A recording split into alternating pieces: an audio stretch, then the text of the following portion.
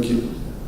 So, the first speaker is Professor Gustavo Donato, and he's coming from FEI University in Sao Paulo. Professor, please.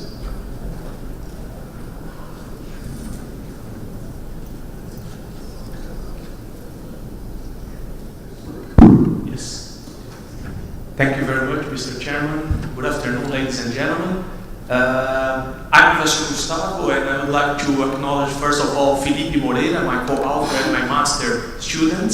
The first paper I will present is related to the validity limits of elastic plastic fracture mechanics, considering J integral, and it derived from several needs we had in our group when conducting our experiments and all our validations for integrity, for structural integrity assessments. So I'll try to show you some results regarding SEB, CT, and SET specimens. Well, in terms of motivation and framework, we work with advanced high-strength, high-toughness steels mainly, and some applications have reduced thicknesses and nowadays lower safety factors, which means that several applications present remarkable plasticity and combined to low constraint.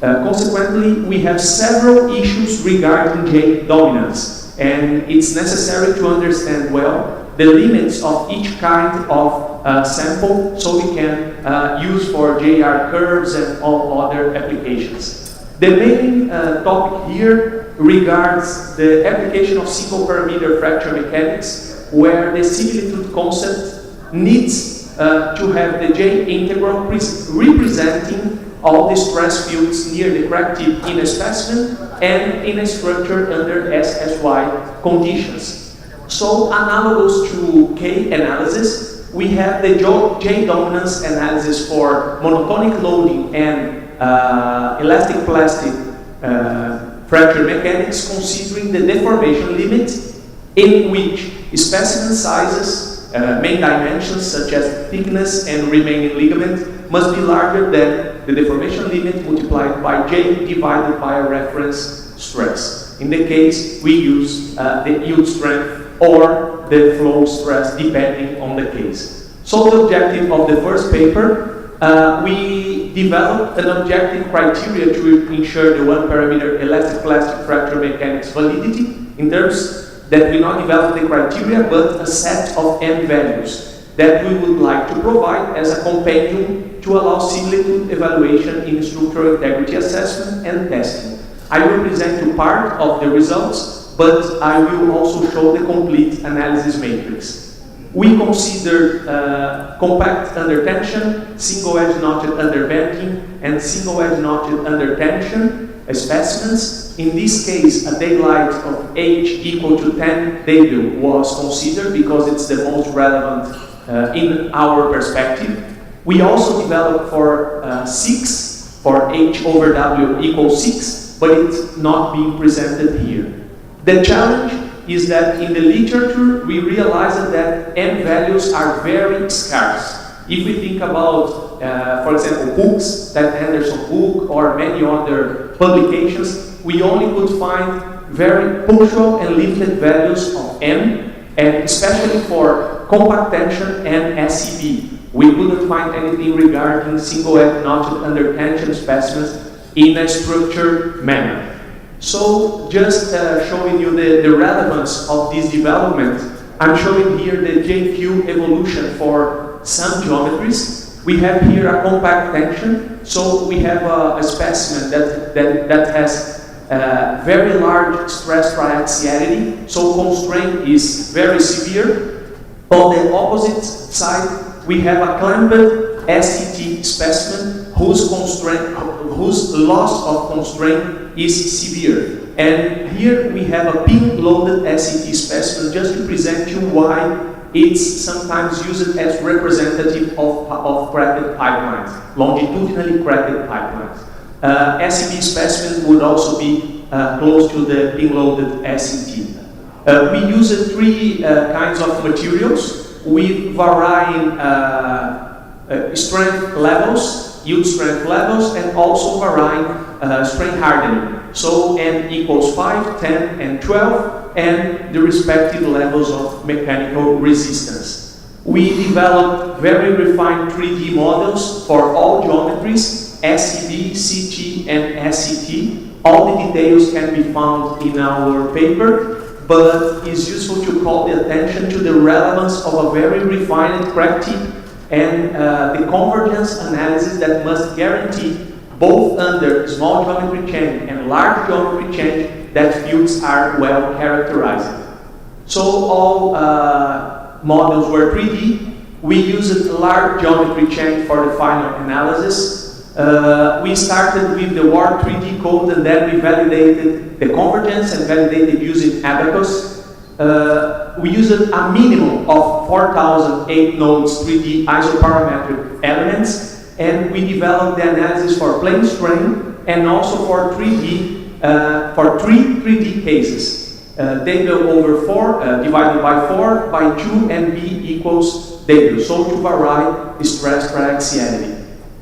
The models are quarter symmetric. They are displacement loaded using LLD values, and we developed a special mesh generator in MATLAB, so meshes would be suitable for the description of the stress fields ahead of the crack tip. So we did not generate any mesh in conventional softwares, but only using the MATLAB generator.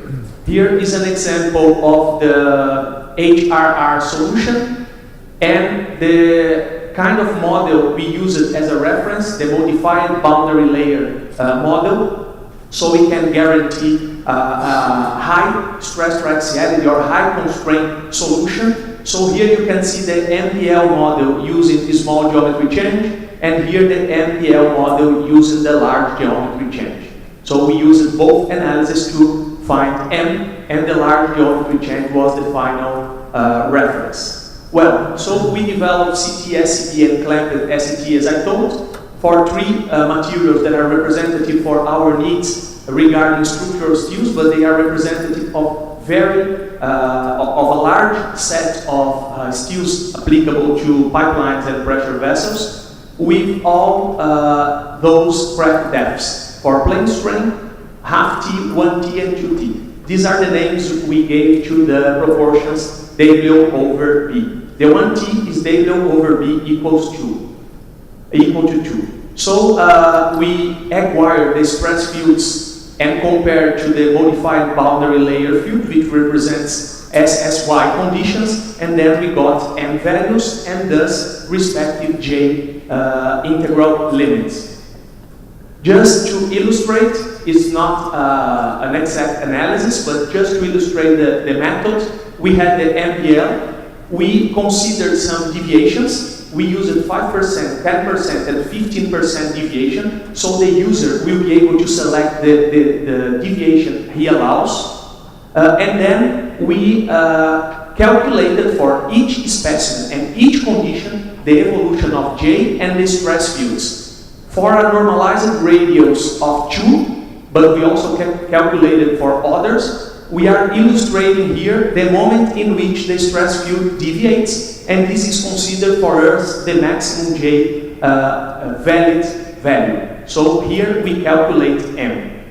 In terms of radius, normalized radius, we calculated for 0.5, for 1, and also for 2, for the various hardening considered. So for an SEB specimen, we can realize the M values for shallow cracks very high, and for deep cracks remarkably lower. So this was expected. Because of that, the standards, all standards tend to recommend deeper cracks. So we have high stress axiality, high constraint. But it was very important to characterize them because in several analyses we conduct in our groups, the applications have shallower cracks. So under low constraint conditions and membrane stresses. So we need to have a reference to minimally characterize if J values are transferable and if our experiments are considered valid. So here we have this trend that I would like to call the attention. So let's remember this number. SEB comes from approximately 400 to something around 10 or 20.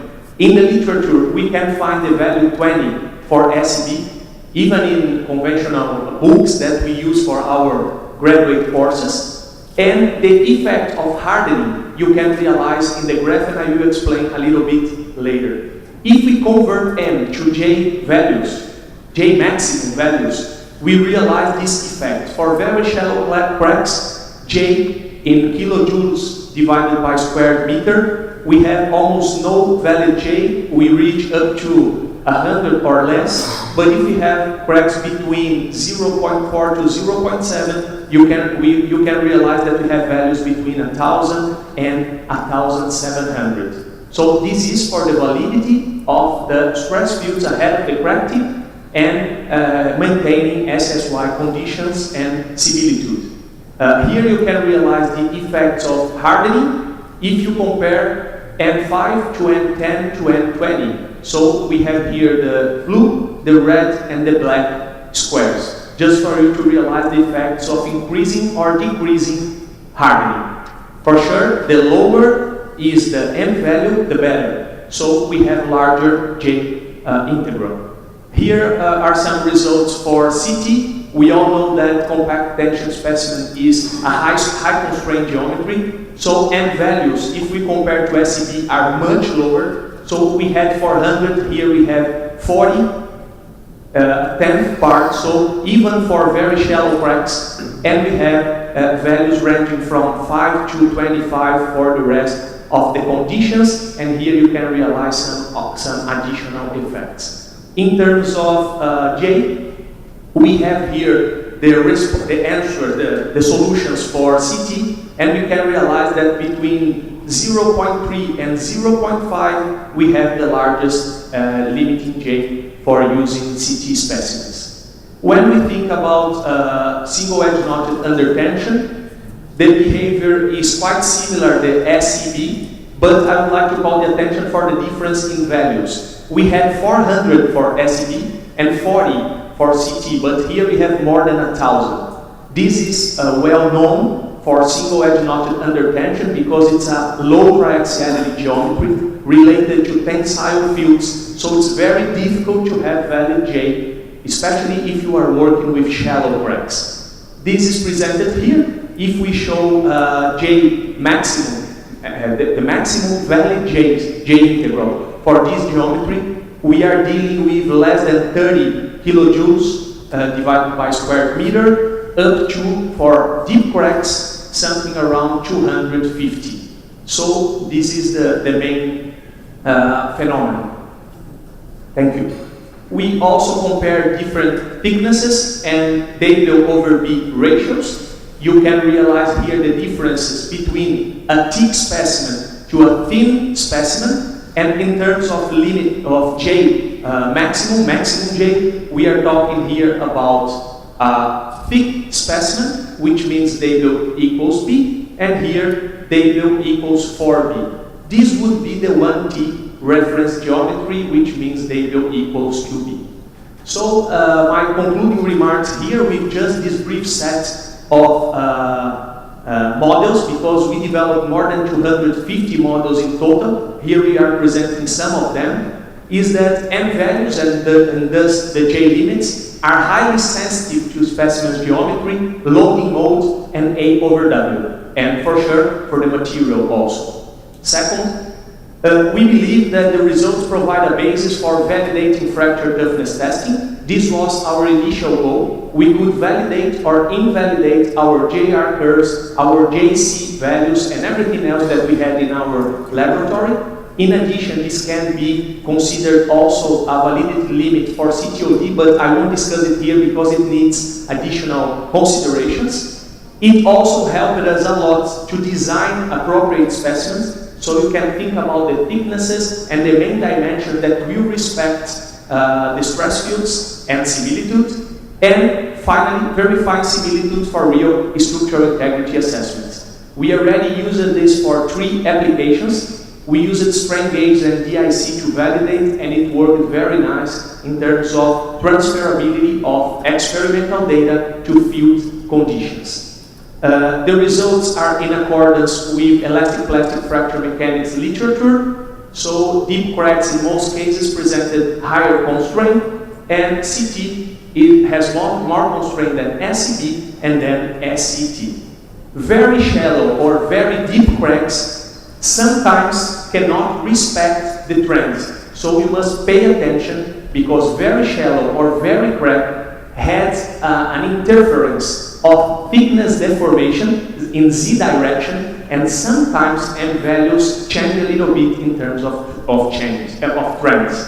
And finally, we believe that the M values provided here are of high interest for validating fracture toughness data and assessing the need for 2-parameter fracture mechanics. So it will be presented completely in the next months, and if somebody has any question, I will be available and we can exchange cards or some information about it. I would like to thank my university and also Brazilian funding agency CAPS for the scholarship and for the funding to the project. Thank you very much for the attention.